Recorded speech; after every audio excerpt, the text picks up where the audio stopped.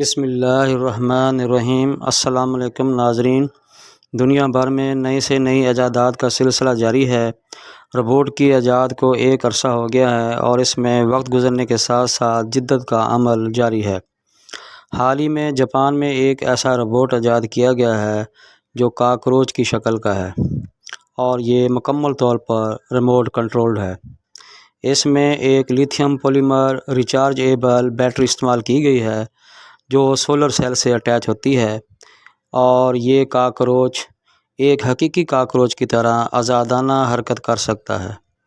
اس cockroach کو خطرناک، حساس اور تنگ جگہوں کے معائنے کے لیے استعمال کیا جائے گا جہاں پر انسان کا جانا ممکن نہیں۔ اس سے سائنسدانوں کو ریسرچ کرنے میں بہت آسانی ہو جائے گی۔